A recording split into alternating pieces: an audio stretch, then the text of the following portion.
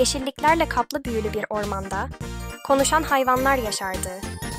Bu ormanın en sevimli sakinleri arasında Fındık adında, kırmızı tüylü, meraklı bir sincap ve Bulut adında mavi tüylü, neşeli bir kuş vardı. Fındık ve Bulut, ormanda dolaşmayı ve yeni maceralar keşfetmeyi çok severlerdi. Fındık ve Bulut, bir gün, ormanda gizemli, parlayan bir ışık keşfettiler. Bu ışık, gümüş renginde ve parıldıyordu, etrafına yumuşak bir ışık saçıyordu. Fındık ve Bulut, meraklı ve heyecanlı bir şekilde ışığa yaklaştılar. Fındık ve Bulut, kristal taş sayesinde kazandıkları yeni yetenekleri kullanarak ormanda hızla koşup uçuyorlardı. Fındık, ağaçlar arasında hızla koşarken, Bulut da onun yanında uçuyordu. Bir gün, Fındık ormanda gizemli bir harita buldu. Harita eski ve yıpranmıştı. Üzerinde anlaşılmaz semboller ve bilinmeyen bir yere giden bir yol vardı. Fındık, haritayı merakla ve heyecanla inceledi. Fındık ve Bulut, gizemli haritayı takip ederek maceralarına başladılar.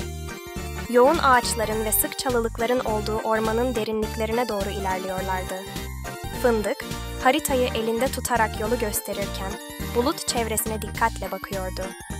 Ormanın derinliklerinde ilerlerken Fındık ve Bulut gizemli ve antik bir ağaçla karşılaştılar. Bu ağaç diğerlerinden çok daha büyük ve yaşlıydı. Gövdesinde karmaşık oymalar vardı. Bu da gizli bir giriş ya da bir sırrı işaret ediyor olabilirdi. Fındık, oymaları merakla inceliyordu. Bulut ise üstteki bir dalda oturup aşağıya bakıyordu. Daha da derine ilerlediklerinde, Fındık ve Bulut, antik ağacın arkasında gizlenmiş yeraltı mağarasının girişini buldular.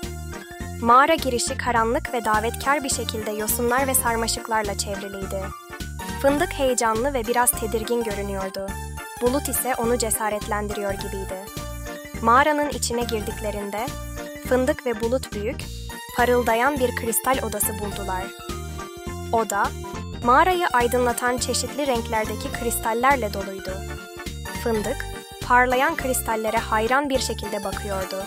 Bulut ise odada heyecanla uçuşuyordu.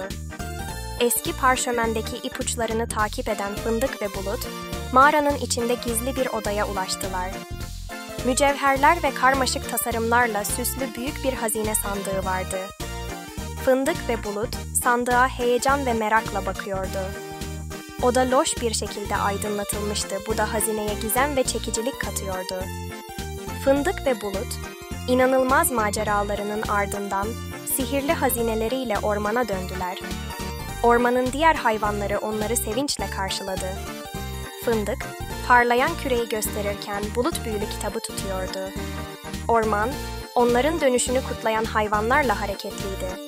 Bu olaydan sonra bütün hayvanlar mutlu bir şekilde yuvalarına dağıldılar. Dinlediğiniz için teşekkürler.